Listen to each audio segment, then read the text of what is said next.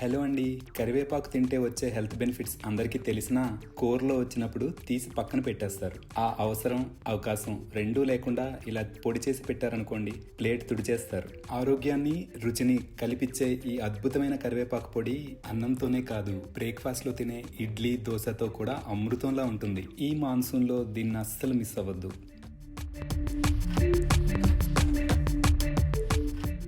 Welcome back to టేస్టీరా. ముందుగా ఒక పెద్ద కప్పు నిండా తాజా కరివేపాకు తీసుకోండి. దాన్ని శుభ్రంగా కడిగి తడి అస్సలు లేకుండా ఫ్యాన్ కింద ఆరబెట్టుకోవాలి.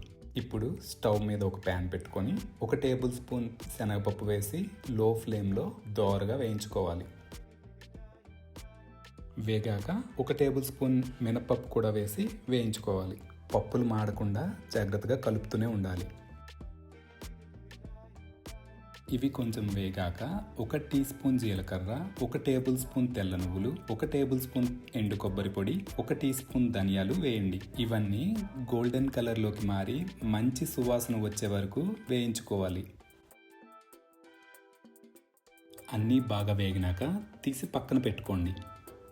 ఇప్పుడు అదే ప్యాన్లో మీ కారానికి తగ్గట్టుగా 2 నుంచి 4 మామూలు ఎండుమిర్చి, అలాగే 2 నుంచి 4 బ్యాడగి మిర్చి తీసుకోండి. ఓ 3-4 వెల్లుల్లి రెబ్బలు కూడా వేసి కాస్త వేయించి తీసి పక్కన పెట్టుకొని చల్లారనివ్వండి.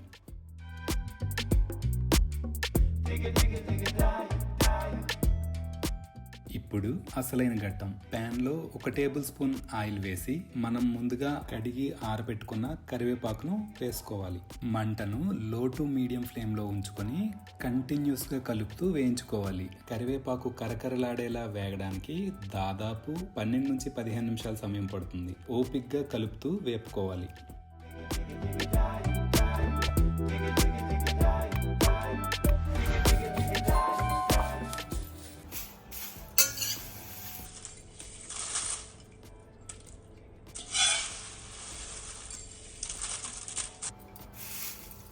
విన్నారా సౌండ్? ఆకు చేతితో నలిపితే పొడి అయిపోవాలి, అంతదాకా వేపుకోవాలి. ఇప్పుడు వీటిని ఒక ప్లేట్లో తీసి పెట్టుకొని అదే ప్యాన్లో రుచికి సరిపడా ఉప్పుని తీసుకొని కాస్త వేయించుకోండి. ఇలా వేయించడం వలన పొడి ఎక్కువ కాలం నిల్వ ఉంటుంది. పప్పులు మిరపకాయలు పూర్తిగా చల్లారిన తర్వాత మొదట వాటిని మిక్సీ జార్లో వేసి గ్రైండ్ చేసుకోండి.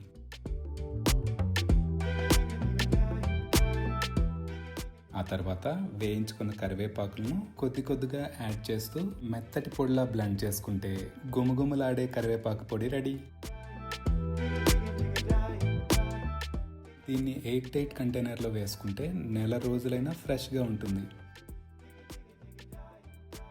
వేడివేడి అన్నంలో 1 స్పూన్ కమ్మటి నెయ్యి, 1 స్పూన్ కరివేపాకు పొడి వేసుకొని తింటే ఆహా, ఆ రుచే వేరు.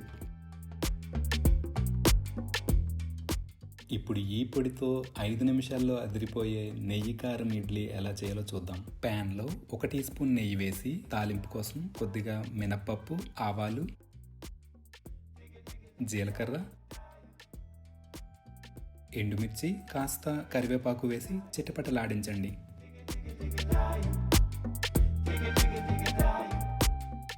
తాలింపు వేగాక స్టవ్ సిమ్లో పెట్టి 1 టేబుల్ స్పూన్ కరివేపాకు పొడిని వేసి జస్ట్ అలా కలపండి.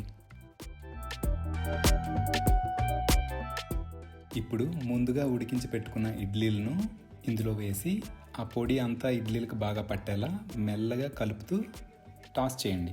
నేను చిన్న బటన్ ఇడ్లీలు వాడుతున్నాను. మీరు ఏ ఇడ్లీలు వేసినా రుచి అదేనండి.